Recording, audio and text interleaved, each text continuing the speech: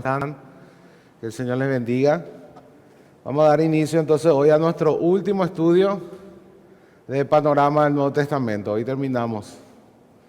Van a ser 26 clases con las clases de hoy, donde hemos tenido una herramienta útil para poder interpretar la Biblia, en este caso el Nuevo Testamento.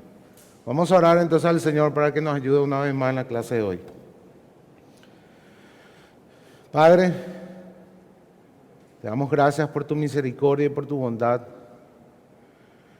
porque a pesar de nosotros podemos perseverar y continuar en este camino, Señor, en tu camino, en tu verdad. Ayúdanos una vez más esta mañana para poder comprender tu palabra escrita, que es la Biblia. Hoy vamos a abordar un libro que ha sido muy controversial en el transcurrir de la historia de la iglesia. Danos entendimiento, Señor, para poder abordarlo de una manera prudente, de una manera sabia y de una manera que refleje la intención del texto. Envía tu Espíritu Santo para que nos asista en esta mañana. Por Jesucristo nuestro Señor te lo pedimos, Padre. Amén. La esperanza es algo increíblemente poderoso, hermanos. Nuestra esperanza demuestra lo que valoramos, impulsa nuestra perseverancia, motiva nuestras acciones, motiva nuestro amor y da sentido a nuestra búsqueda de santidad y de pureza. Eso es lo que la Biblia dice que nos da la esperanza. El día de hoy vamos a mirar el libro de Apocalipsis, que justamente apunta a la esperanza que tiene el pueblo de Dios. ¿Cuál es nuestra esperanza, hermanos? El reino final de Jesucristo. Esa es la esperanza de todo cristiano, eso es lo que todos esperamos. Anhelamos su venida para que el reino sea una realidad consumada, una realidad materializada, que el reino abarque toda la plenitud de la creación. Esa es nuestra esperanza. Ahora, cuando miramos el libro de Apocalipsis, ¿qué imágenes vienen a nuestra mente? ¿Qué imágenes vienen a tu mente? Ahora, muchos piensan que Apocalipsis quizás trae tristeza o fatalidad o un juicio final, y esas son las imágenes que nos vienen. Muchos quizás pasan revisando cada detalle para discernir exactamente cómo van a ser los acontecimientos del futuro. ¿Verdad? Muchos usan así el libro de Apocalipsis. Quieren ver cada detalle y ver qué significa esto. ¿Será que aquí va a estar el anticristo? ¿Va a ser ese? ¿Será que Gog y Magog van a ser estas naciones? Y se meten a intentar discernir esos detalles acerca del futuro. Ahora, hoy vamos a abordar el libro de Apocalipsis de una manera muy distinta a la que quizás estás acostumbrado o has escuchado normalmente. Ahora, no debemos pensar, hermanos, que el libro de Apocalipsis no nos habla del futuro, porque sí nos dice muchas cosas del futuro, pero su aplicación principal no está en el futuro. Su aplicación principal es el presente. Ese es el propósito del libro, darnos esperanza en el día de hoy. Porque en el día de hoy lo que sirve es tu esperanza.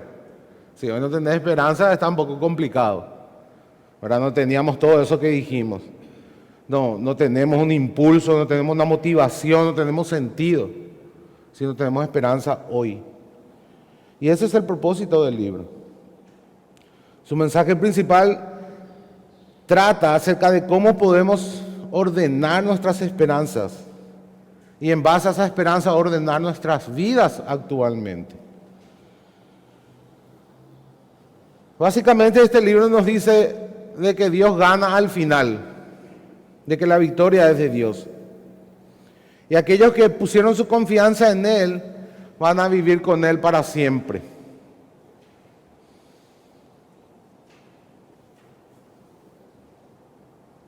De eso nos habla este libro.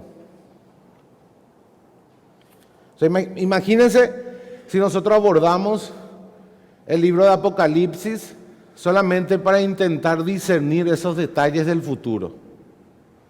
O sea, empezamos a mirar Apocalipsis solamente para buscar quién es el anticristo. ¿Qué esperanza eso te trae hoy? ¿Qué aplicación tiene para vos eso hoy? ¿Verdad? No tiene ningún sentido. Por eso es importante poder capturar el sentido principal del libro, el mensaje principal, cuál es la intención del libro de Apocalipsis. Vamos a tener en cuenta un poco de contexto antes de abordar el tema principal y el bosquejo. Juan escribió el libro de Apocalipsis estando exiliado en la isla de Patmos, ¿verdad? Una isla de Asia Menor. Él estaba preso en ese momento.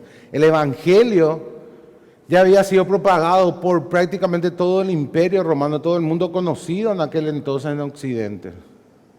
Juan escribe este libro al final del primer siglo. El evangelio ya había sido propagado. Muchas personas creyeron en el evangelio.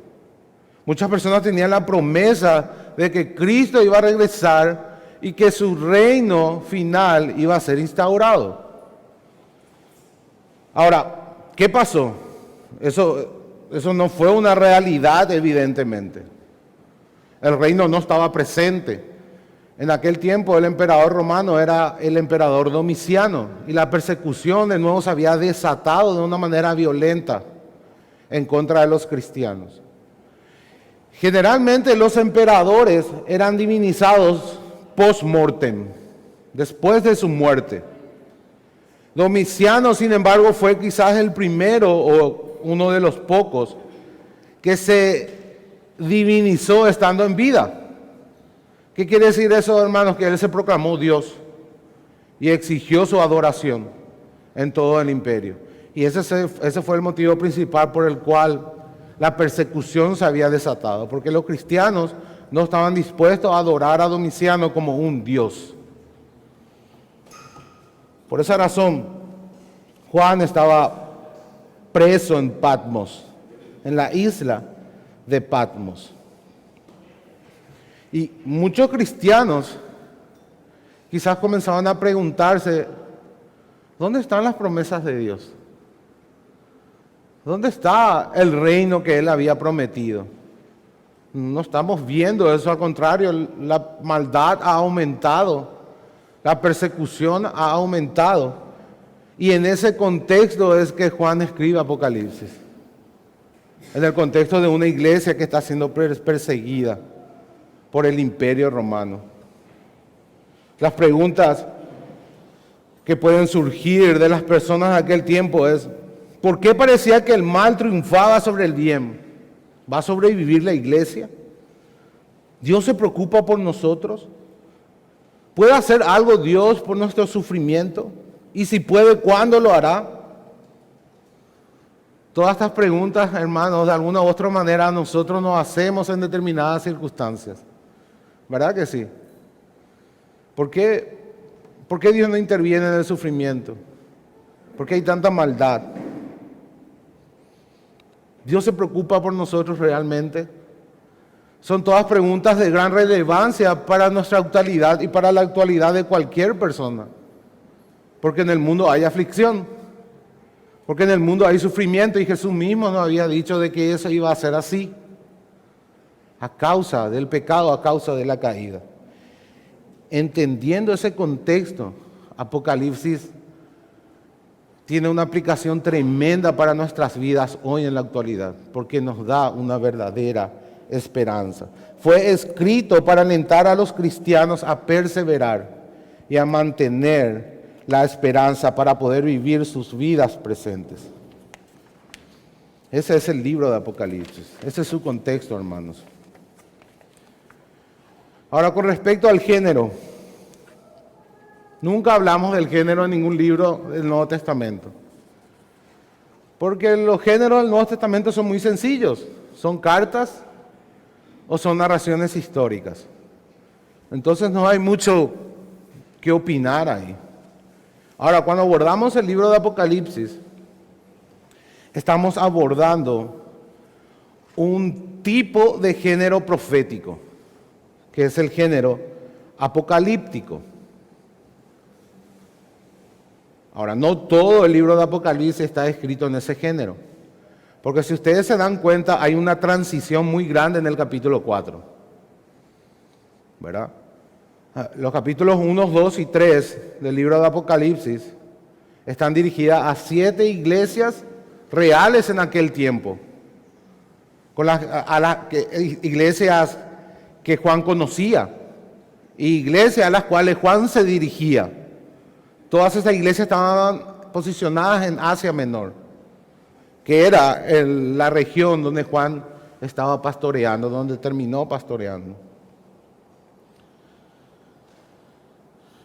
Si nosotros no tenemos en cuenta este género, vamos a cometer un montón de atrocidades en la interpretación del libro de Apocalipsis.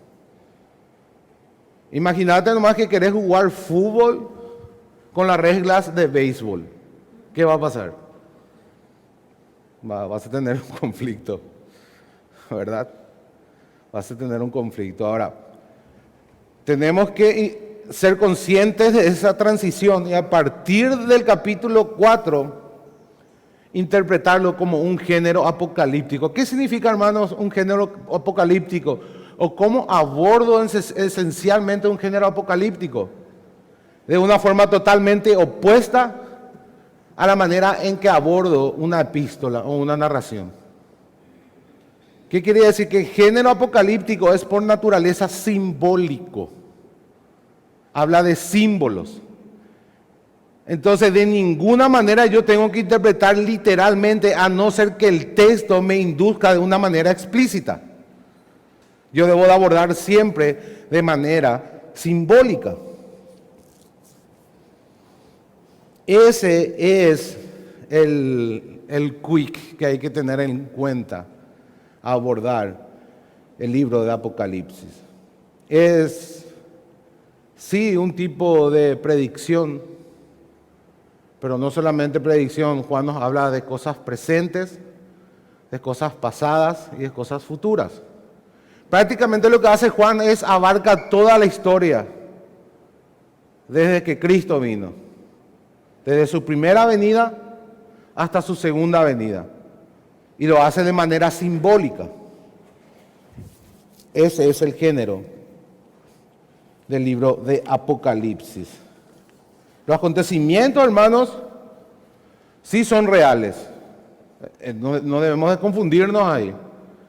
Los acontecimientos que narra Juan del pasado, del presente, y los acontecimientos que predice Juan del futuro son acontecimientos reales, que están expresados de manera simbólica. Ese es el punto. A partir del capítulo 4. Hay imágenes que se superponen unas sobre otras. Hay temas comunes que se recapitulan una y otra vez. Básicamente tenemos 7 ciclos que se repiten una y otra vez desde el capítulo 4 en adelante. Y es bien al estilo oriental, al estilo hebreo, al estilo de Juan. ¿Se acuerdan cuando estudiamos la carta de Juan? ¿Cómo era el pensamiento juanino? Era un pensamiento circular. No es un pensamiento occidental como el de Pablo, donde hay muchas deducciones y razonamientos, así como nos gusta a nosotros. No, sino que Juan lo que hace es repite una y otra vez los mismos temas, pero va dando diferentes énfasis, va dando más profundidad y de diferentes perspectivas. Y eso también lo que hace en Apocalipsis. Habla de los mismos temas con diferentes imágenes, de diferentes perspectivas, y va aumentando la intensidad en cuanto a la profundidad de lo que está diciendo. ¿Se entiende? No hay necesariamente un orden cronológico, sino más bien hay una intensidad en cuanto a la profundidad de lo que dice. Esa es la manera que debemos abordar este libro. ¿Cuál es el tema central? ¿Quién es el anticristo? No, mentira. Ese no es el tema central. El tema central es que Dios tiene el control de toda la historia de la humanidad. Ese es el tema central. El tema central es de que la victoria final es de Dios. ¿Recuerdan allá al final? Babilonia ha caído, el pueblo de Dios se regocija, viene el caballo, Jesucristo en su caballo blanco, derrota al anticristo, derrota a la maldad, instala los nuevos cielos y nueva tierra. La victoria final de Dios. Ese es el tema central. Y teniendo esto en cuenta, lo que Juan quiere decir que Dios sí se preocupa por su pueblo, que Dios tiene cuidado de su pueblo, que Dios preserva a su pueblo aún en medio del juicio. Eso es lo que Juan nos dice en el libro de Apocalipsis. Ahora, teniendo todo esto en mente, el contexto, el género, podemos ir al bosquejo. Dijimos que está dividido en 7 secciones que no se siguen necesariamente de manera cronológica, sino que son temas que se recapitulan una y otra vez y van aumentando su intensidad. Es una especie de paralelismo progresivo, bien al estilo del pensamiento hebreo. Cada sección comienza con la primera venida de Cristo y termina con su segunda venida. Cada una de esas 7 secciones. Y las últimas secciones desarrollan de una manera más profunda el tema del juicio final, terminando con nuevos cielos y nueva tierra. Los primeros 3 capítulos de nuestro bosquejo nos habla de la iglesia y el mundo. Del capítulo 1 al 3, tenemos los 7 candeleros. La iglesia en el mundo, nos está hablando de una realidad presente. Iglesias reales que existen, y cada iglesia nos muestra cuáles son las maneras en que responden al mundo, diferentes maneras en que la iglesia responden al mundo. Eso es lo que básicamente nos dice esos primeros 3 capítulos. Hay referencia sí a su segunda venida, pero no hay una progresión formal al juicio final todavía en esa sección.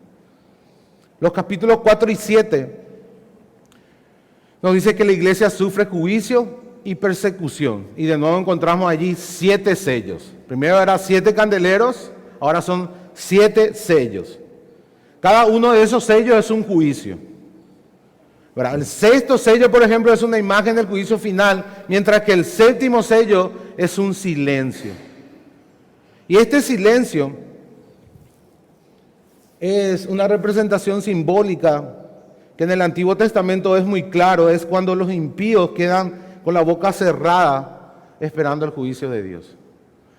Aquí voy a hacer una pausa para hacer una aclaración. Quizá para nosotros puede ser muy extrañas las figuras en Apocalipsis, para un lector moderno, ¿verdad? No encontramos como que mucho sentido. Pero para un cristiano judío de aquel tiempo eran imágenes familiares, porque todas ellas eran sacadas del Antiguo Testamento. Por tanto, aquellos que estaban familiarizados con el Antiguo Testamento, con el Tanakh, era familiar las imágenes que utiliza Juan. Casi todas son imágenes del Antiguo Testamento. Inclusive aquí los sellos, inclusive el acto de ese silencio, el 7º sello en donde nos muestra un silencio, eso era un símbolo traído del Antiguo Testamento que significaba que los impíos se quedan callados ante el juicio de Dios, esperando su juicio final, su sentencia final. Solamente quería hacer esa nota al margen. Bueno, dijimos entonces capítulo 4 al 7, la iglesia sufre juicio y persecución. Ahí tenemos los 7 sellos. Capítulo del 8 al 11, la iglesia es protegida en medio de esos juicios y sale victorioso. Y ahí tenemos las 7 trompetas en esos capítulos. Nos muestra visiones del juicio de Dios sobre el mundo, incluido a los incrédulos dentro de la iglesia. O sea, el juicio se va a derramar sobre los incrédulos, incluso dentro de la iglesia, aquellos incrédulos que están dentro de la iglesia. Y la 7ª trompeta es la victoria final. Nos dice que Dios ganó y la iglesia con él. De ahí en adelante, a partir del capítulo 14, nos habla específicamente de la batalla de Cristo y el dragón. A partir de esos capítulos. De los capítulos 12 al 14, el dragón y sus ayudantes y sus sirvientes se oponen a Cristo. Y ahí tenemos de nuevo 7 visiones. Comienza con el nacimiento de Cristo, del Mesías, y termina con una escena del juicio final, en el verso 14 del capítulo 14. Ahora, los capítulos 15 al 16 nos habla del juicio final sobre los malvados, y de nuevo tenemos 7 copas. ¿Se dan cuenta cómo hay una relación entre toda la imagen? Siempre son 7. 7 candeleros, 7 sellos, 7 trompetas, 7 visiones, y ahora llegamos a 7 copas. ¿Y qué son las copas? Si mira el Antiguo Testamento, ¿qué son las copas? Son juicios, el juicio de Dios. Del capítulo 15 al 16, entonces tenemos el juicio final sobre los malvados. La sección termina de nuevo con un juicio final, en el verso 17 del capítulo 16. La caída de Babilonia y las bestias es parte también del juicio, capítulos 17 y 19. En esta sección avanza aún más, se desarrolla aún más, nos da más detalle, más profundidad, más intensidad del juicio final de Dios. Y nos lleva a las fiestas del Cordero, a las bodas del Cordero, que representa la victoria final del Señor. Capítulo 20 y 22 es la condenación del dragón y la victoria de Cristo. Ahí no hay mucho que debatir. Cielos nuevos y nueva tierra, donde mora la justicia. Lo que todo cristiano anhela. Dijimos que en todo esto, Juan nos muestra la historia de toda la iglesia. Desde la primera venida de Jesús hasta la segunda venida de Jesús. Lo hace de una manera progresiva en cuanto a intensidad, no en cuanto a cronología.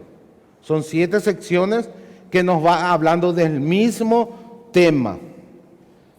Ese es el punto de la carta.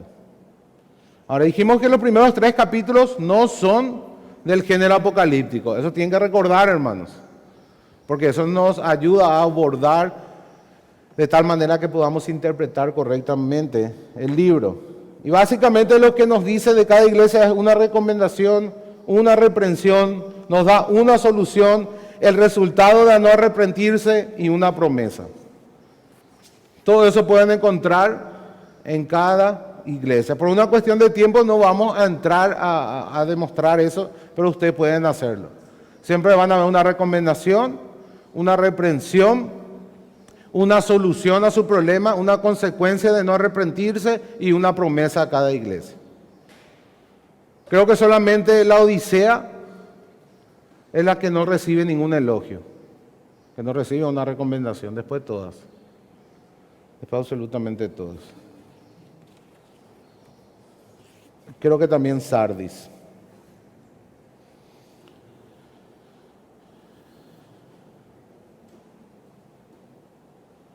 Cada una de estas iglesias se describe en términos de quién es Cristo.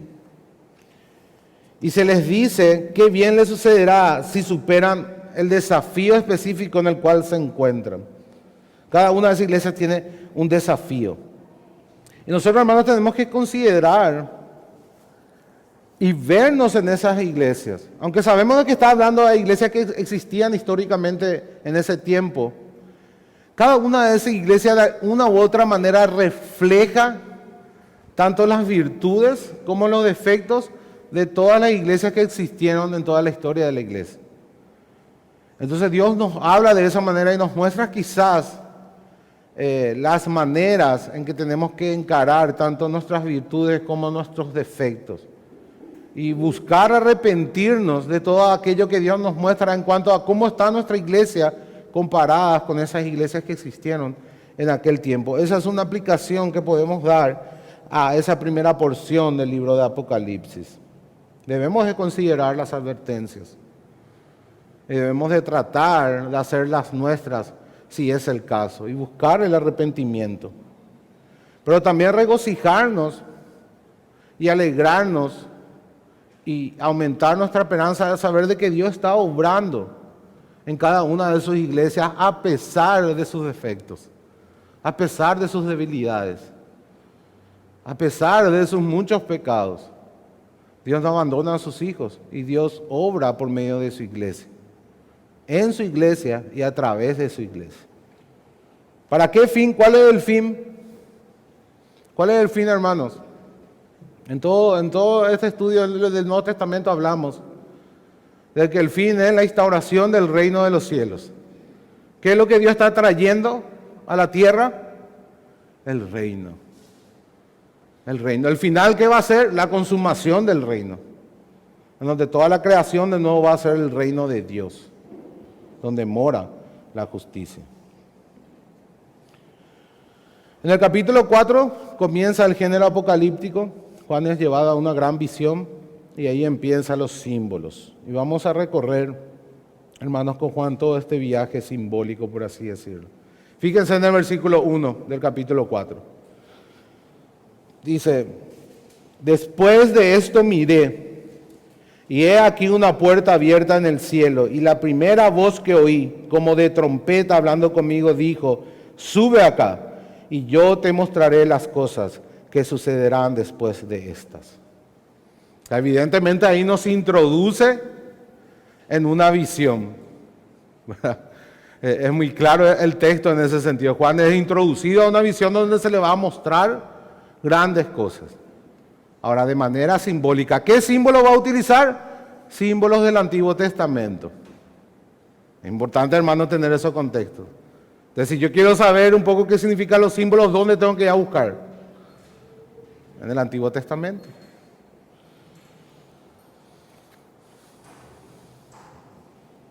En el verso 2 nos dice que Juan está en el Espíritu. Y lo que ve es un trono. Y alguien que está sentado ahí. Y este es el marco para interpretar todo Apocalipsis. Hay un trono, hermanos. Y hay alguien que está sentado en el trono. Hay alguien que gobierna, que tiene la soberanía sobre todos estos acontecimientos. Necesitamos tener siempre ese marco de interpretación. Que lo que primero que Juan ve es el trono de Dios. Fíjense en el versículo 3, vamos a leer el versículo 3, capítulo 4. Dice, el aspecto del que estaba sentado era semejante a piedra de jaspe y de cornalina, y había alrededor del trono un arco iris, semejante en aspecto a la esmeralda, y alrededor del trono había 24 tronos, y vi sentado en los tronos a 24 ancianos, vestidos de ropas blancas, con coronas de oro en sus cabezas. Y del trono salían relámpagos y truenos y voces, y delante del trono ardían 7 lámparas de fuego, las cuales son los 7 espíritus de Dios. Y delante del trono había como un mar de vidrio semejante al cristal, y junto al trono y alrededor del trono 4 seres vivientes llenos de ojos delante y detrás. El primer ser viviente era semejante a un león, el segundo era semejante a un becerro, el tercero tenía rostro como de hombre, y el cuarto era semejante a un águila volando. Y los 4 seres vivientes tenían cada uno 6 alas, y alrededor y por dentro estaban llenos de ojos, y no cesaban día y noche de decir, Santo, Santo, Santo es el Señor Dios Todopoderoso, el que era, el que es y el que ha de venir. Más adelante, en el verso 11 dice, que leemos que los 24 ancianos ponen sus coronas ante el trono y dicen, Señor, digno eres de recibir la gloria, la honra y el poder, porque tú creaste todas las cosas y por tu voluntad existen y fueron creadas. De esa manera introduce Juan sus visiones. ¿Qué es lo que primero pone en tu mente? Muy claro, ¿es verdad? Fíjate cuando no te perdés los detalles, cómo tiene sentido. ¿Qué es lo que primero Juan pone en tu mente? Que alguien está sentado en el trono, que Él creó todas las cosas, que Él es el que tiene el control, que Él es el que va a redimir a su pueblo, ¿verdad? Y que Él merece la adoración, que Él es adorado, que Él es digno de todo el poder y la gloria. Es lo primero que Juan pone en tu mente, antes de empezar, con todas las visiones. Y eso Él quiere que entendamos desde el principio, de que Dios está en el trono y que gobierna de manera soberana. No estamos, hermanos,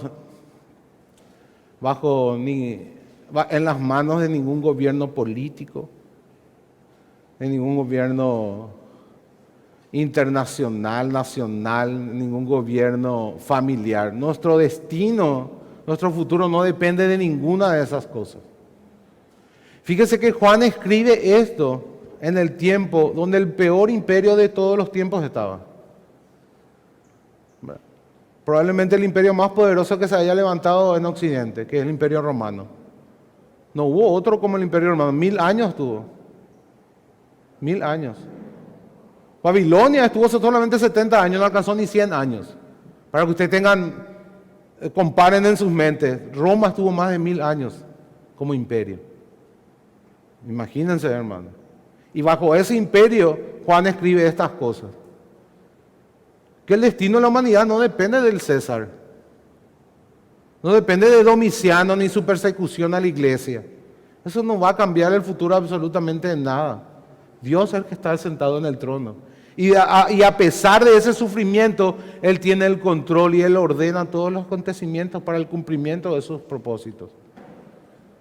Eso es lo que Juan quiere decirnos. Le dijo a esas 7 iglesias y nos dice hoy a nosotros. Debemos de confiar en Dios, en su perfecto gobierno, porque Él está en el trono, porque Él tiene el control de todo, porque Él guarda a su pueblo. A pesar de todo lo que podamos experimentar, ver o sentir en esta realidad, Él tiene cuidado de nosotros. Eso es lo que dice el texto, eso es lo que quiere comunicarnos este texto. Ahora, en el verso 5, nos dice que Juan no solamente vio un trono, sino de que escucha que hay un león. Fíjense, verso 5, 4-5. Y uno de los ancianos me dijo, y ahí pueden subrayar me dijo. ¿Qué hizo Juan acá? Escucha algo. Juan escucha algo. No llores. He aquí el león de la tribu de Judá, la raíz de David, ha vencido para abrir el libro y desatar sus 7 sellos.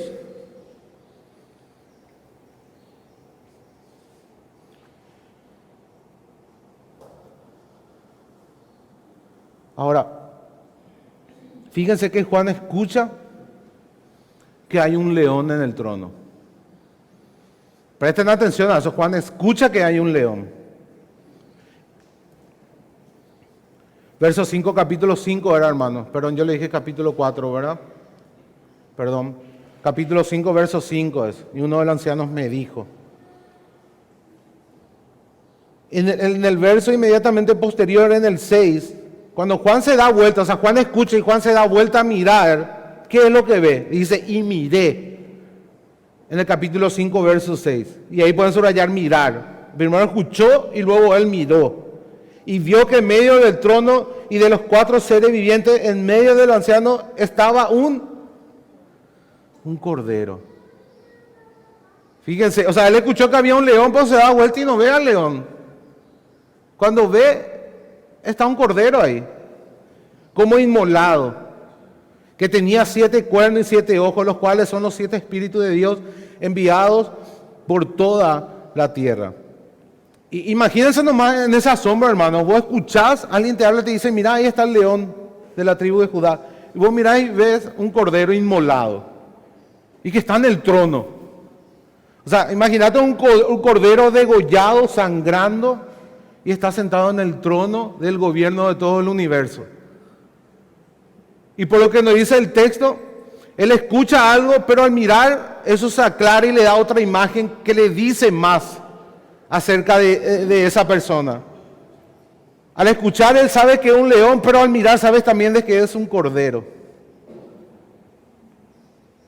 Ese es el paralelismo progresivo. Se sobreponen imágenes que nos hablan de manera teológica, que nos dan verdades más amplias, más profundas. A través de cada imagen que Juan va agregando, No está hablando de la misma persona, de aquel que está sentado en el trono, que es un león, pero que también es un cordero inmolado.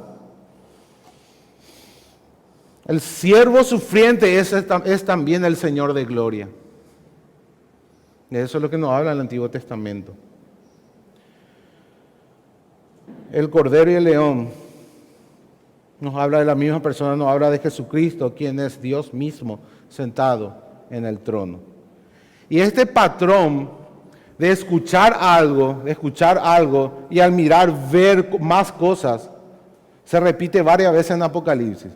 Por eso siempre subraya cuando dice, y oí una voz, y luego, y miré y vi. Siempre va a venir esa dinámica en el libro de Apocalipsis. Se va a repetir varias veces y nos va a dar mucho significado teológico. Ahora vayamos al capítulo 7, verso 4, para ver otro ejemplo de esta dinámica de oír y mirar. Y acá vamos a entrar en algo interesante, hermanos, pero no vamos a entrar a debatir. Eso les voy a dejar que vayan a mirar ustedes por sus cuentas. Dice, y oí el número de los sellados, 144,000 sellados de todas las tribus de los hijos de Israel. Y luego, en el versículo 9 leemos, después de esto miré. O sea, ¿qué vio el primero? 144,000 de las tribus de Judá, ¿verdad? 144,000 judíos. Y después dice que miró. Recuerden siempre esa dinámica, cuando mira él ve más cosas. Pero está hablando de la misma cosa, del mismo objeto. Recuerden, el león y el cordero, ¿cuál era la dinámica? El mismo objeto. Ahora escucha de que hay 144,000 de las tribus de Judá. Y al mirar, ¿qué pasa? Y he aquí una gran multitud, la cual nadie puede contar, de todas naciones y tribus y pueblos y lenguas que estaban delante del trono y en la presencia del Cordero. ¿Quiénes son esas 12 tribus de Israel? Esos 144,000 que habla de la totalidad, eso significa plenitud. Es 12 por 12 por 1000. Es la forma que tenían ellos de decir absolutamente todos. Ni uno va a faltar. Eso es más lo que te está diciendo. No podemos interpretar de manera literal como hacen los testigos de Jehová, porque estamos dentro de un lenguaje simbólico. ¿Se entiende, hermanos? No está hablando de 144,000 literal. Está hablando de una manera simbólica. 144,000 significa la plenitud, la totalidad. No falta ni uno, están toditos. ¿Y quiénes son esos 144,000 en las tribus de Judá? La multitud de todas las naciones, lenguas, pueblos, tribus y nación que han sido redimidos por el Cordero. Los escogidos de Dios desde antes de la fundación del mundo. Ni uno de ellos va a faltar. Absolutamente todos van a estar adorando a Dios. Esa es la imagen que vio. Él escuchó a Israel y al mirar y ver vio la iglesia. Esa es la dinámica de toda la Biblia.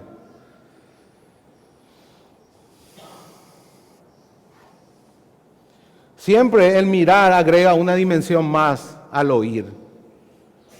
Nos da más información acerca de lo que Juan está escribiendo. La iglesia multiétnica, la que está compuesta de todas lenguas, tribus, pueblo y nación, también de judíos, hermanos, están también ahí, solamente que ya no hay más judío ni griego, ni varón ni mujer, ni siervo ni esclavo, sino que todos son unos en Cristo. Un solo pueblo, no dos, un solo pueblo. Eso era lo que representaba Israel en el Antiguo Testamento.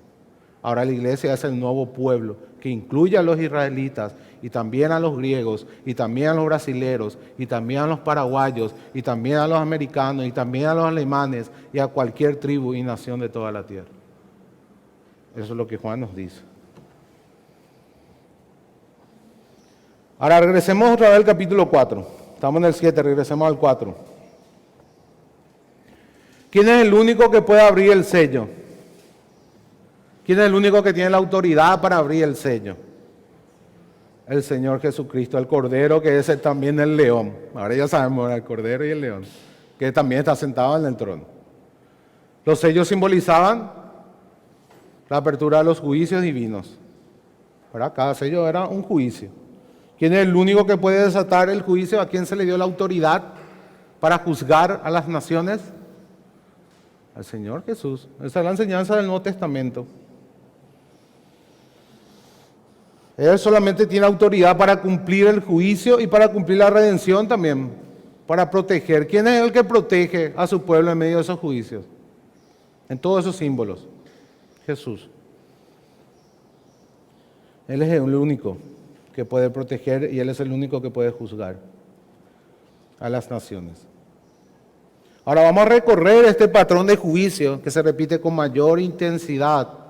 Luego están los 7 sellos, las 7 trompetas, las 7 copas que nos hablan de los mismos eventos, pero con diferentes intensidades. No son tiempos distintos que se siguen cronológicamente. Está hablando del mismo tiempo, de los mismos acontecimientos, de los mismos eventos, solamente que con mayor intensidad en cada una de las imágenes. Sobreponiéndose las imágenes y dándonos más detalles. ¿Se entiende, hermano? ¿Me siguen hasta ahí?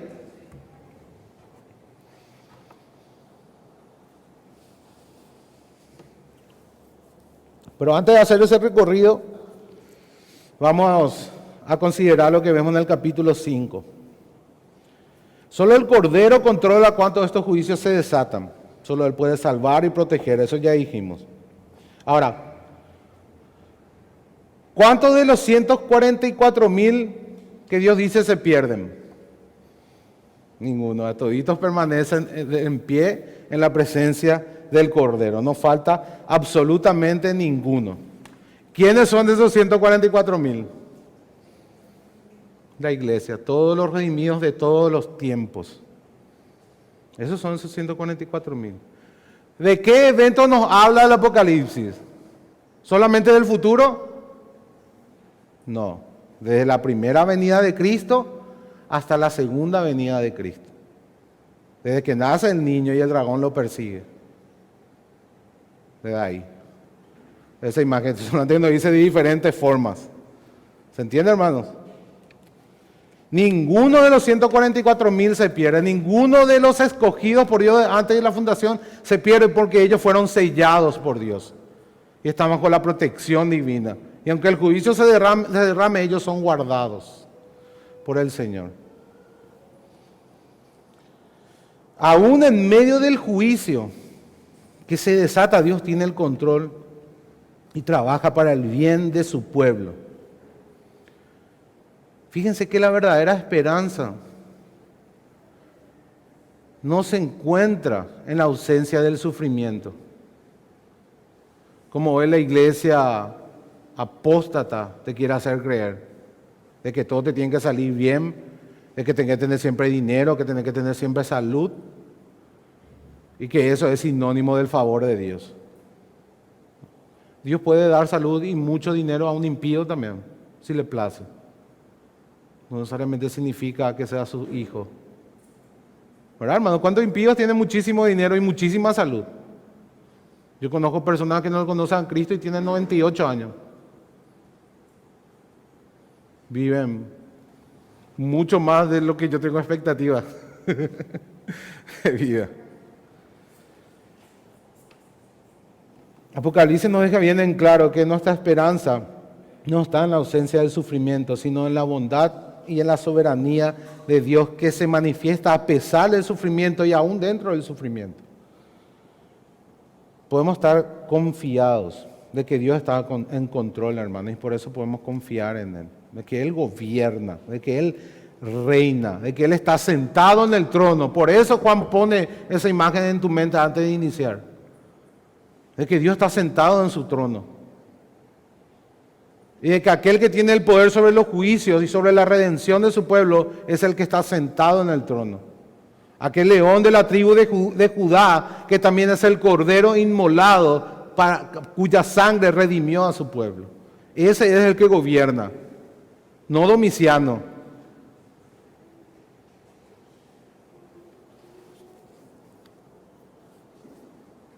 Ahí es donde debe estar puesta nuestra confianza. En el capítulo 6 nos movemos aún más hacia el juicio de Dios.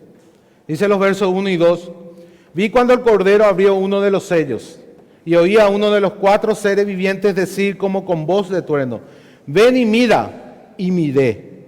Y he aquí un caballo blanco, y el que lo montaba tenía un arco, y le fue dada una corona, y salió venciendo para vencer. Bueno, los capítulos 6 al 16 no son un recuento lineal, dijimos, ¿verdad? No hay una cronología de los acontecimientos históricos. ¿Por qué digo esto, hermano? Por ejemplo, ¿qué pasa en el verso 14 del capítulo 16? Vamos a leer el verso 14 del capítulo 6. El verso 14 del capítulo 6. Imagínense que nosotros abordamos Apocalipsis como un recuento lineal, secuencial y cronológico de toda la historia. Dice el verso 14 del capítulo 6. Y el cielo se desvaneció como un pergamino que se enrolla, y todo monte y toda isla se removió de su lugar. Y eso ya está en el capítulo 6. ¿Cómo continúa después? Si está de una manera cronológica, ¿cómo continúa después si ya no hay más nada? En el capítulo 6 ya no hay más nada. ¿Verdad? Entonces no nos está hablando de una manera secuencial y cronológica, sino son 7 divisiones, 7 símbolos, 7 sellos, 7 copas, 7 visiones, 7, 7, 7, 7, en 7 partes que nos hablan de la misma cosa, con imágenes distintas. Varios círculos de 7, desde un ángulo diferente. Analicemos ahora un poco el juicio de Dios. El juicio de Dios comienza con la tierra siendo quemada con fuego y granizo. Así empieza el juicio. Luego va empeorando progresivamente. El mar se convierte en sangre. Ríos y manantiales que se vuelven amargos porque una estrella cayó del cielo en ellos. 1/3 del sol, la luna y las estrellas se oscurecen. 1/3 de la humanidad es asesinada y langostas salen de un abismo. Esos son los juicios de Dios, hermano. No es que el Satanás está atacando al mundo. Dios es el que está. ¿Quién es el que tiene el control de los sellos? El Cordero. Solo Él puede abrir. Las trompetas, ¿qué son? Son los sellos nomás también, sino con otras imágenes. Las copas, ¿qué son?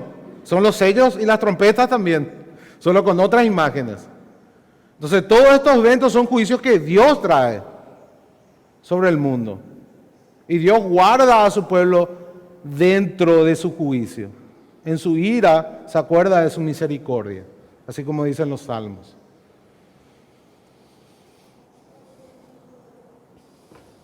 Todo va progresando, el juicio se va desarrollando hasta el final, hasta que el reino de este mundo se convierta en el reino de Dios. Ese es el fin, ese es el propósito de todo lo que está ocurriendo. Que el reino de Dios venga a la tierra.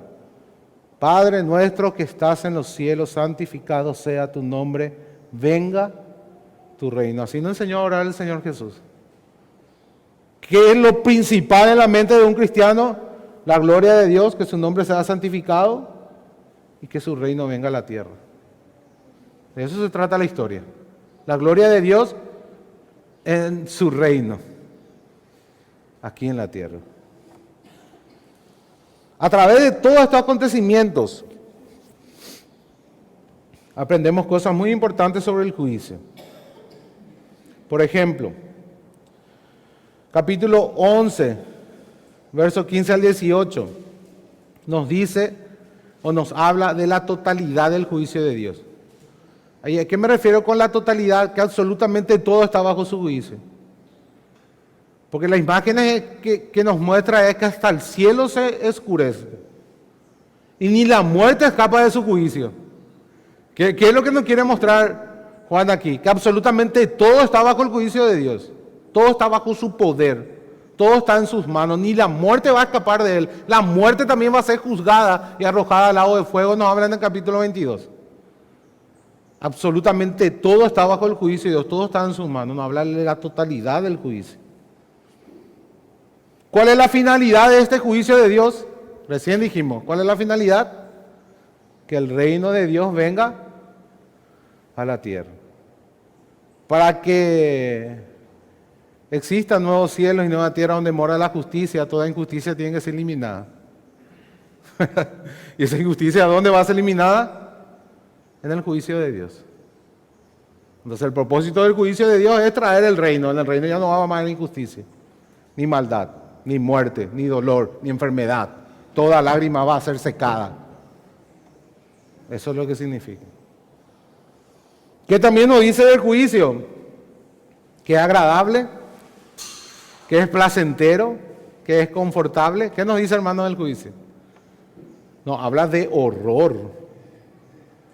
O sea, vos ves horror en Apocalipsis. Ves personas que intentan esconderse detrás de una roca de aquel que está sentado en el trono. Están horrorizados, están aterrorizados por la manifestación del poder de Dios. Y hay muerte, hay persecución. Las imágenes nos hablan de una manera muy cruda y no debemos esconder eso. 1/3 de la humanidad es asesinada en ese juicio divino. 1/3 de la humanidad.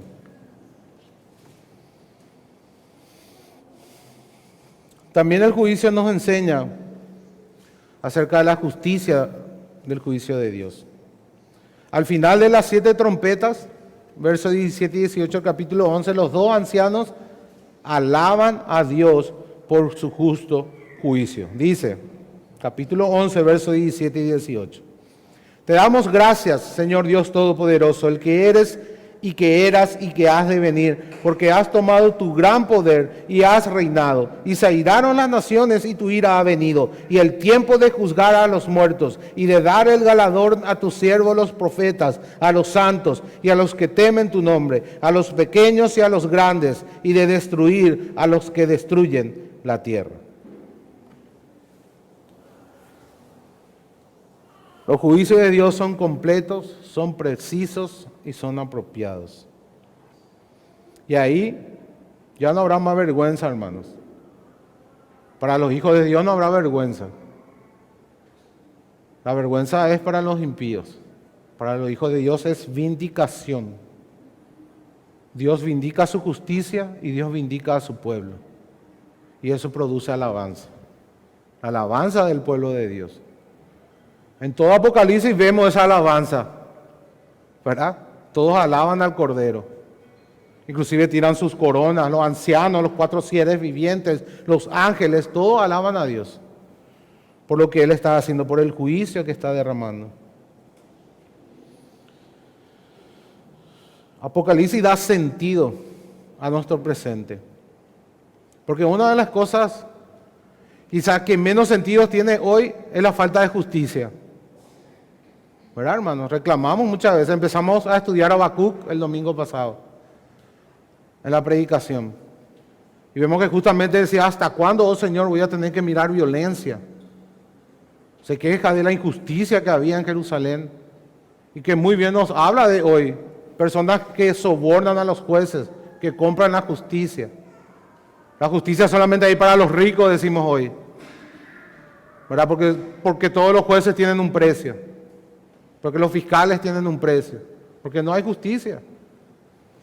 Entonces, un clamor real y verdadero es por la justicia de Dios. Los mártires debajo del altar, es una imagen de Apocalipsis, claman justicia a Dios por la sangre derramada de los santos. Dios va a traer esa justicia. Suya es la venganza, Él pagará. Él va a derramar su ira. Y cuando venga eso, ese día también va a vindicar a su pueblo, va a salvar a su pueblo. Esa es una dinámica que siempre está en el Antiguo Testamento. El día del Señor es un día de juicio y un día de salvación al mismo tiempo, para el remanente. Porque aquellos que dicen ser el pueblo de Dios y no lo son, van a ser consumidos en el juicio. Y Apocalipsis también nos dice eso. Aquellos incrédulos que están dentro de la iglesia también van a sufrir el juicio de Dios.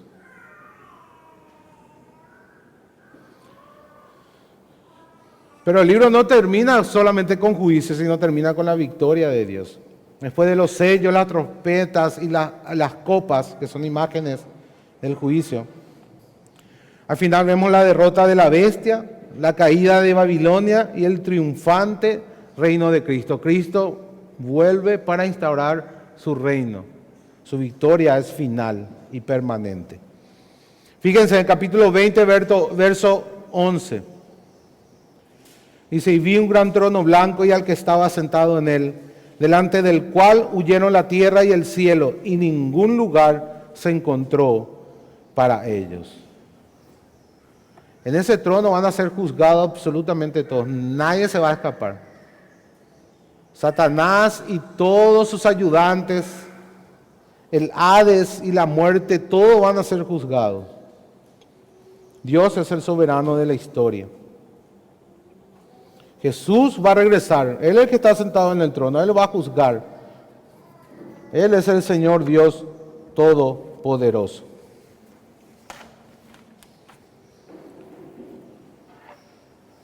Toda la historia de la Biblia nos habla comienza en un huerto y termina en una ciudad. O sea, agarren Génesis y Apocalipsis. ¿Dónde comienza toda la historia? En un huerto, que se convierte al final en una ciudad, la celestial, la que desciende del cielo, la que viene de Dios. ¿Verdad? Esas son palabras de Apocalipsis. Esa es la imagen de nuestro futuro. Dios está preparando un pueblo para sí. Dios quiere vivir en medio de ese pueblo. Dios quiere ser su Dios y quiere que ellos sean su pueblo. Esas son terminologías de la Biblia. Y Él será su Dios y ellos serán su pueblo. Apocalipsis habla de eso. ¿De dónde vienen esas palabras? Del Antiguo Testamento. ¿Recuerdan? Siempre Dios quiso habitar en medio de su pueblo. ¿Por qué le dice a partir de Éxodo 24 a Moisés que construya un tabernáculo? Porque quería habitar en medio de su pueblo. ¿Por qué le da las leyes de Levítico? Para que pueda habitar en medio de un pueblo pecador. Dios le dice cómo tienen que acercarse a Él para que no sean consumidos. Como Nadab y Abiú, que se acercaron de una manera arrogante, sin seguir el consejo de Dios. Dios quiere habitar en su pueblo. El reino de Dios no es otra cosa que el lugar de Dios, el pueblo de Dios en el lugar de Dios, bajo el gobierno de Dios. Eso es el reino de Dios. Y eso simboliza su bendición, su presencia. ¿Cuál es la mayor bendición de Dios? Su presencia. Habitar en su presencia. Esa es la mayor bendición de Dios. No hay mayor bendición que esa.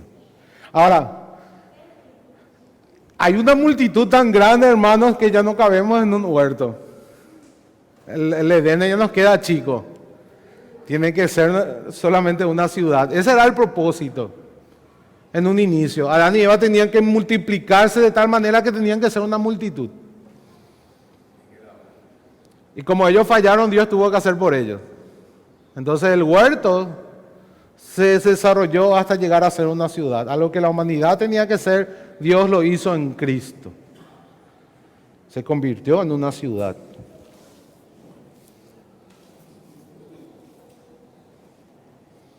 Hay muchísimo paralelismo aquí. Por ejemplo, pueden anotar con paralelismo de Apocalipsis 21, Isaías 65, 17. Isaías 65, 17. Describen los cielos nuevos y la tierra nueva. Ezequiel 37, 27 y Levítico 26, 11 y 12. Ezequiel 37, 27 y Levítico 26, 11 y 12 proclaman que la morada de Dios estará con su pueblo. Isaías 55, 1 y 2 Samuel 7, 14 describe la provisión para los ciudadanos de esta ciudad. O sea, Dios es el que va a darle esa ciudad. Isaías 55, 1 y 2 Samuel 7, 14.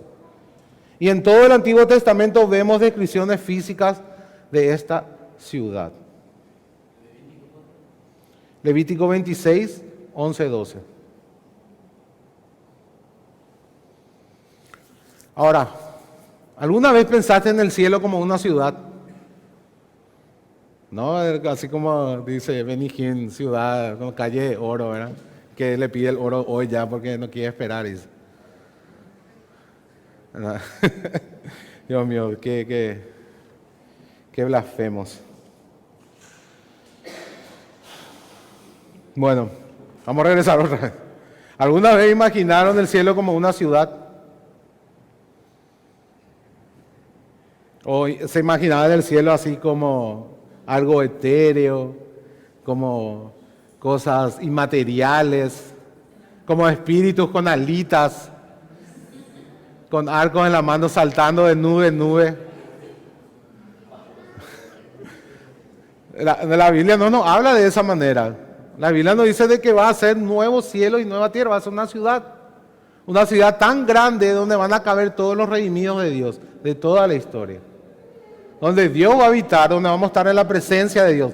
Ese es el cielo. Siempre tenemos la imagen de que nosotros vamos a ir arriba. Pero en realidad es que el cielo va a venir abajo. Porque la imagen es que Dios desciende con su ciudad celestial y hace una nueva creación. Eso es lo que va a pasar realmente. Eso es lo que nos dice la Biblia. Nos habla de una renovación total de la creación.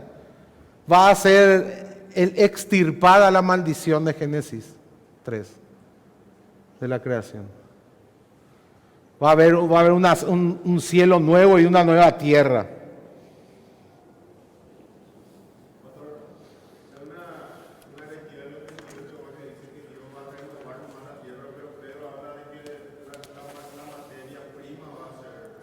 Claro, sí, va a ser materia. O sea, Dios va a redimir tanto lo material como lo espiritual, ambas cosas. Ambas cosas. Va a ser otra ley física, digamos. Dios va a poner nuevas leyes físicas porque ahora el universo tiene leyes físicas de destrucción. Claro, por la entropía, ¿sí? No, la Biblia no nos dice exactamente cómo va a ser, pero sí nos dice que va a ser algo material y que vamos a ser personas viviendo en una ciudad. Que va a ser una nueva creación. Eso es lo que nos dice, ¿verdad? Exactamente. Los testigos de Jehová dicen que van a ser 144,000 personas, más no sé qué hace tanto predicando, ¿verdad? Porque hay como millones y millones y muchos de ellos no van a ser salvos según ellos. Porque ellos creen que 144,000 literal van a ser. Porque no tienen en cuenta el lenguaje simbólico. Y fíjense, hermanos, que tenemos que ser constantes. Si decimos un lenguaje simbólico, tenemos que interpretar todo de esa manera. No, algunas partes nomás. A no ser que el texto sea explícito. Dios entonces nos preparó algo mejor que el huerto de Adán y de Eva. Algunas veces pensamos de que ese es el paraíso. ¿Verdad? Y cuando traemos paraíso en nuestra mente, nos vamos al huerto. No, el paraíso tiene que ser la nueva ciudad. Porque ese va a ser el paraíso real. Nuestro paraíso es mucho más que el paraíso de los inicios. Del jardín del Edén. Nuestro paraíso no es un simple jardín, es toda una ciudad, hermano. Eso es lo que Dios está preparando. Y esa es nuestra mayor esperanza.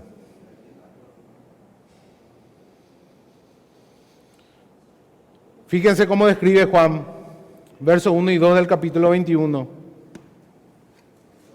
Y vi un cielo nuevo y una tierra nueva.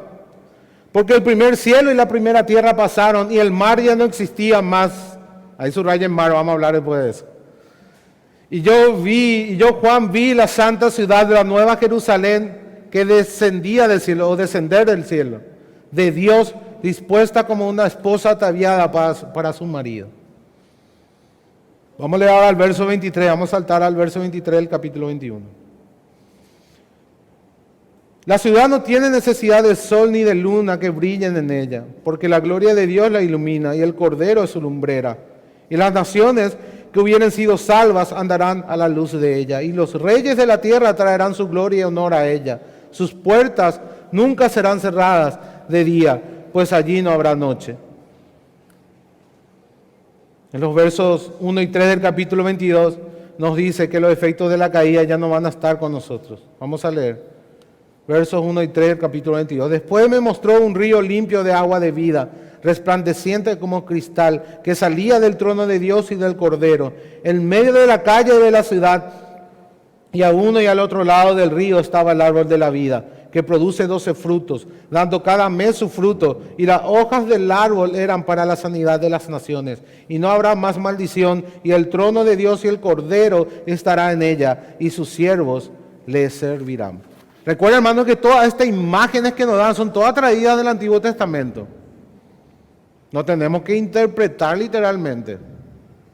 No quiere decir literalmente que no va a haber mar. No es eso lo que te quiero decir. No sé yo si va a haber mar, pero no es eso lo que te quiere decir. El mar significa algo. Y el mar embravecido significa algo. Multitud embravecida. Multitud en rebelión. Eso es lo que significa un mar embravecido. Un mar calmo, ¿qué significa? Que Dios ha subyugado la rebelión. Y que no hay mar, ¿qué significa? Que no hay ningún tipo de rebelión. Que no hay más posibilidad de rebelión. Eso es lo que Dios te está diciendo. En ese nuevo cielo y nueva tierra no hay ninguna posibilidad de rebelión. Eso ya no es más una posibilidad. No existe más. No sé yo si va a haber mar o no va a haber mar, pero lo que la imagen nos dice es eso nomás. ¿Se entienden? ¿Por qué? Porque en el nuevo cielo y nueva tierra no va más a haber rebelión, hermanos. Eso ya va a formar parte del pasado. Los enemigos de Dios ya van a ser destruidos. Y eso nomás es lo que Juan te quiere decir. Bueno, vamos a continuar. Juan nos quiere mostrar la gloria de este lugar para darnos esperanza. Nos dice que la muerte es reemplazada por la vida, verso 4 del capítulo 21. Nos dice que la noche es reemplazada por la luz eterna, o sea, ya nunca se acaba esa luz. No vamos a ver oscuridad en ningún momento, eso es más lo que te quiere decir. Versos 23 y 26, va a cambiar la corrupción por pureza. Verso 27, estamos hablando todo el capítulo 21. Va a cambiar la maldición divina por la bendición divina. Versículo 1 al 5 del capítulo 22. Y la ciudad va a ser una ciudad brillante. Brillante. Versos 9 al 21 del capítulo 21. Todo esto es lo que Juan quiere transmitirnos. La rebelión, dijimos, ya no va más a haber. Fíjese que al comienzo, en el versículo 6 del capítulo 4, nos dice que el mar era como de vidrio semejante al cristal. Ahora, traigan eso a su mente. ¿Cómo vos ves un cristal? Ves totalmente así uniforme. Está calmo. El mar está calmo. Como un cristal no está perturbado, no está bravo, no está picada al agua. ¿Verdad? Y esa es la imagen que nos transmite. Dios está en el trono y Él subyuga toda rebelión. El mar de cristal está a su alrededor. Esa es la imagen que nos da Juan. Y en el verso 1 del capítulo 21 al final ya dice que el mar ya no existía más. Es lo que dijimos recién. La rebelión fue totalmente destruida, no hay ninguna posibilidad de rebelión. Juan nos describe esta ciudad. ¿Cómo describe esta ciudad? Y esto también es una imagen. Un cubo. Un cubo no describe.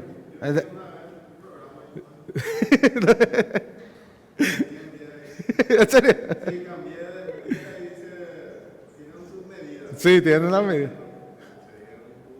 Un cubo es. ¿Por qué un cubo? ¿De dónde tenemos que traer las imágenes? Recuerden siempre esa dinámica del Antiguo Testamento. Y si ustedes ven las medidas, por ejemplo, en Primera de Reyes 6:20, la medida del lugar santísimo es exactamente un cubo. Entonces, ¿qué es lo que te quiere decir? ¿Qué representa esta nueva ciudad que es un cubo? La presencia de Dios. ¿Qué estaba en el lugar santísimo? El arca del pacto donde Dios se manifestaba la presencia. Solamente el sumo sacerdote podía entrar allí una vez al año a la presencia de Dios. Y tenía que hacerlo a la manera de Dios y no moría. Ahora, recuerdan que los judíos ataban una campanita en su pie con un hilo. Por ahí si el tipo entraba con pecado, moría ahí mismo y le tenían que quitar con un hilo porque ellos no podían entrar tampoco a retirar el cuerpo. Entonces, si ellos no escuchaban más la campanita, quiere decir que el sumo sacerdote se nos fue. Nadie podía entrar en ese lugar, en la presencia de Dios. Esa entrada es la que Cristo abrió. El velo se rasgó, dice. De arriba para abajo, Dios rasgó ese velo. Y Él nos da entrada ahora a ese trono. Podemos entrar por Él confiadamente. Habla de la presencia de Dios. Y ahora nos dice que esa presencia de Dios va a descender a la tierra. O sea, el lugar santísimo. Nosotros vamos a habitar en el lugar santísimo. Gracias a Cristo. Esa es la imagen que nos da Apocalipsis. El cubo, en la manera que es representada esta ciudad, que es un cubo, nos habla del lugar santísimo. Y ahí, hermano, no puede haber ninguna rebelión. Por eso el mar ya no existe.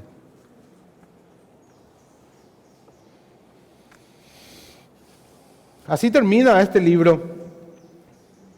Termina cara a cara con Dios. En su presencia. Eso es lo que nos quiere decir. No que no vamos a ver exactamente el sol, ni que el mar no vamos a ver. No, esa es la intención del texto. Se dan cuenta que nos perdemos a veces en esos detalles, pero no es. Eso es lo que Él quiere comunicar. Él te da imágenes nomás. Para comentarte cómo van a ser los acontecimientos. No sé yo si va a haber sol. Va a haber sol.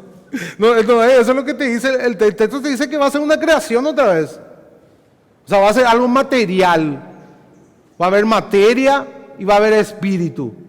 Vamos a poder palpar. Jesús comió después de resucitar. ¿Recuerdan? Con sus discípulos. ¿Sí? No era algo etéreo. Él fue resucitado en cuerpo y alma. Y esa es una doctrina importante. Porque si no vamos a ser gnósticos. Si negamos la resurrección del cuerpo.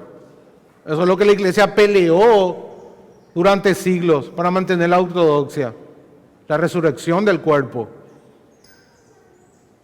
Sí, hermanos, es importante. Toda la creación va a ser redimida materialmente. Vamos a vivir en un nuevo cielo y una nueva tierra.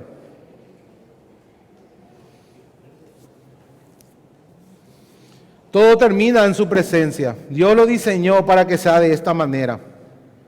Desde el principio, desde antes de la fundación del mundo. Su intención, su propósito, su plan es habitar en medio de su pueblo. Dios quiere habitar en medio de su pueblo. Eso es lo que Dios quiere. Y ahí es donde termina Apocalipsis, Dios habitando en medio de su pueblo. Él va a eliminar toda rebelión. Él va a eliminar todo pecado. Toda lágrima va a ser secada por Dios. El mal ya no hay más. La muerte ya no existe, fue juzgada por Dios. Toda maldad va a ser eliminada. El reino de Dios llega a su consumación total. Y eso nos muestra de que Dios se preocupa por el mundo creado. Todo lo que Dios hizo es bueno. Es bueno, hermanos. Toda la materia es buena. Toda la creación de Dios es buena. Cada vez que Dios creaba un día, decía, y vio Dios lo que hizo y era bueno en gran manera. Y vio Dios lo que hizo y eran buenos en gran manera. Un ala de la iglesia, lastimosamente, el ala radical del anabaptismo en la Reforma, introdujo la doctrina neoplatónica de que la materia es mala. Y eso no es verdad. Por eso vos ves a menonitas que se aíslan totalmente y ellos crean sus propias comunidades. Y no se mezclan con paraguayos o con brasileños o con argentinos. Está prohibido que vos te cases con otro. Hoy quizás ya es un poco más libre eso. Pero antes, hermano, ellos no se podían mezclar con otra gente porque eran impuros los otros. Y es de esa doctrina que viene esa práctica. Ellos creen que la materia es mala, de que el cuerpo es malo. Dios nos dice que no, Él está preocupado por su creación. Él va a redimir su creación, no solamente a la humanidad, la creación va a ser redimida. Romanos 8, el apóstol Pablo nos dice en Romanos 8 que la creación gime esperando ese día. La manifestación de los hijos de Dios para ser libre de esa esclavitud a la cual ella fue sujetada por Dios. Cuando Dios maldice a Adán y Eva, también maldice a la tierra. Y maldice la relación de la humanidad con la tierra. Porque dice que ahora espinas y cardos te producirá. Antes crecía de manera natural cosas buenas. Ahora voy a abandonar un jardín y a los 6 meses, yo mandé lo que encontré ahí, ¿verdad? Tenés que estar limpiando, tratando, poniéndole abono. No, antes no era así, hermano. Solo la creación producía cosas hermosas. Toda la revelación del Nuevo Testamento nos dice eso, de que Dios está preocupado por el mundo creado, que Él está en control y que finalmente Él va a actuar para restaurar todas las cosas. La revelación de toda la Biblia, del Nuevo Testamento, era la revelación del reino de Dios. Y específicamente el Nuevo Testamento comienza ¿cómo? ¿Cómo comienza? El reino de Dios se ha acercado. Eso es lo que dice Juan el Bautista y Jesucristo cuando inician su ministerio. El tiempo se ha cumplido. Por tanto, arrepentíos y creed en el Evangelio. ¿Pero cuál es el motivo? El reino. El reino de Dios se ha acercado. El Rey vino, el Mesías. De eso se trata todo el Nuevo Testamento. Los Hechos nos hablan de la expansión del reino. Recuerda mismo eso. Cómo ese reino se convirtió de ser un reino nacional, por así decirlo, de israelitas, a un reino que abarcó todo el imperio romano. La expansión del reino. Luego las cartas nos hablan de cómo ese reino tenía que organizarse aquí en la tierra y de cómo nosotros teníamos que vivir dentro de ese reino. De eso nos hablan las epístolas. También las epístolas nos advierten de la oposición que el reino iba a sufrir. Y termina el Nuevo Testamento con este libro de Apocalipsis, que nos habla de la declaración del establecimiento del reino de Dios, que fue traído por la sangre del Cordero. El único que tiene el poder para redimir, el único que tiene el poder para desatar los sellos, el único que tiene el poder para juzgar y para salvar. Así termina este reino que nunca va a acabar. La pregunta es, ¿somos de este reino? ¿Verdaderamente nos hemos doblado ante el trono de Jesucristo? ¿Servimos a este rey? ¿Conocemos a este rey? ¿O servimos a otro rey? Esa es la pregunta que tenemos que hacer. Tenemos que entregarnos completamente a Jesucristo y clamar a una sola voz con el clamor del Nuevo Testamento que es: ven, Señor Jesús. Fíjense que así termina. El Espíritu y la Iglesia dicen: ven, Señor Jesús. ¿Y qué significa que el Señor Jesús venga? Que su reino venga. ¿Qué es lo que anhela un cristiano? Que su voluntad se haga aquí en la tierra así como en el cielo. Ese es el reino de Dios. Y tenemos que preguntarnos, hermanos, si estamos verdaderamente en ese reino. Porque para los cristianos Jesús dijo: el reino está entre vosotros. El reino es hacer su voluntad. Oremos. Padre, te damos gracias, Señor, por tu palabra en esta mañana, que nos da esperanza. Sabemos, Señor, que aún en medio del sufrimiento, tú tienes cuidado de tu pueblo y aún de toda tu creación. Es tu voluntad, Señor, habitar en medio de tu pueblo. Es tu voluntad, Señor, secar todas lágrimas, sino que solamente no es aún el tiempo. Anhelamos tu venida, anhelamos tu reino, anhelamos nuevos cielos y nueva tierra donde mora la justicia. Anhelamos, Señor, habitar en tu presencia por siempre y para siempre. Oh, ven, Señor Jesús. Ese es nuestro clamor en esta mañana. Oh Padre, que venga tu reino. Te lo pedimos por Jesucristo, nuestro Rey y Señor. Amén.